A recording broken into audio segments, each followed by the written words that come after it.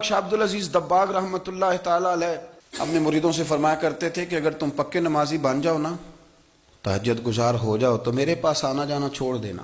عرض کی حضور کیوں؟ فرمایا میں تمہارے اور رب رسول کے راستے میں رکاوٹ نہیں بننا چاہتا، اور میرا مقصود ہے تمہیں وہاں تک پہنچانا۔ جب پہنچ گئے تو پھر میری ضرورت ختم ہو گئی۔ ہاں کبھی وسوس آئے، شک پیدا ہو، تکلیف ہو تو آنا، ورنہ میں نہیں چاہتا کہ میں رکاوٹ بنا رہوں۔ تم اللہ اللہ کرو، اس مالک کو راضی کرو۔ میرے رسول پاک علیہ وسلم نے فرمایا بندہ اللہ کے سب سے قریب اس وقت ہوتا ہے جب وہ سجدے کی حالت میں ہوتا ہے۔ اللہ کے سب سے قریب ہوتا ہے، وہ بڑا نیڑے ہے رب کے، بڑا قریب ہے، اس لیے کہ وہ حالت سجدہ میں، وہ جب سجدے کرتا ہے نا، اس کی بارگاہ میں جب جھک جاتا ہے۔ آپ ذرا سجدے کی کیفیت دیکھیں نا، زبان بھی یہاں ہے، آنکھ بھی یہاں ہے، کان بھی، عقل بھی ساری، اس نے سارا کچھ رکھ دیا سجدے میں۔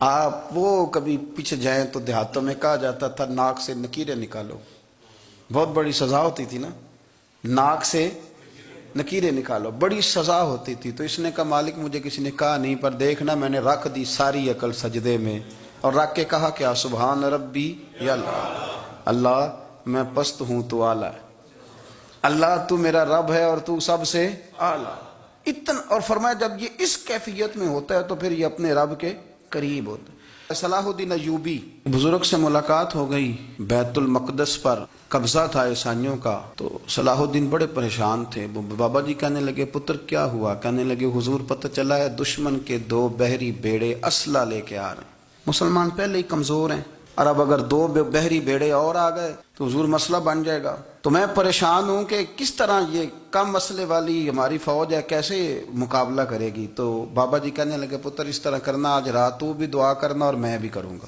تو بندہ جب دکھی ہوتا ہے تو سجدہ کرتا ہے تو پھر ہی تو مسلح بھیگ جاتا ہے، پھر ہی تو مزہ آتا ہے۔ سکھی بندہ تو کعبے جا کے نہیں روتا، دکھی تھے، تکلیف تھی، تو سر رکھا سجدے میں تو تڑپ گئے۔ اور وہ بابا جی کہتے ہیں میں مسجد آیا تو صلاح الدین چیخے مار کے رو رہا تھا اور کہہ رہا تھا مالک میں کوئی اپنی شان کے لیے تو نہیں نہ لڑ رہا، اللہ کو میں کوئی قبضوں کے لیے تو نہیں لڑ رہا، مالک تیرے لیے لڑ رہا ہوں، مجھے بے آبرو نہ کرنا، میری مدد فرمانا۔ کہتے ہیں میں آیا تھا کہ مسجد میں دعا کروں گا، پر صلاح الدین ایوبی کو روتے دیکھا تو میں لوٹ گیا۔ تو سویرے صلاح الدین ملے تو بڑے خوش تھے۔ میں نے کہا پتر کیا ہوا؟ کہنے لگے حضور وہ بحری بیڑے 2 آ رہے تھے نا اسلحہ لے کے، دونوں ڈوب گئے پانی میں۔ تو بابا جی کہنے لگے صلاح الدین وہ پانی میں نہیں ڈوبے، وہ تیرے آنسوؤں میں ڈوب گئے، وہ غرق ہو گئے، وہ جو تو نے مسلح بات کیا تو وہ تیرے آنسوؤں میں ڈوب گئے، وہ غرق ہو گئے، وہ تباہ، اتنے قیمتی تھے تیرے آنسو کے بہا لے گئے دشمن کے بحری بیڑوں کو۔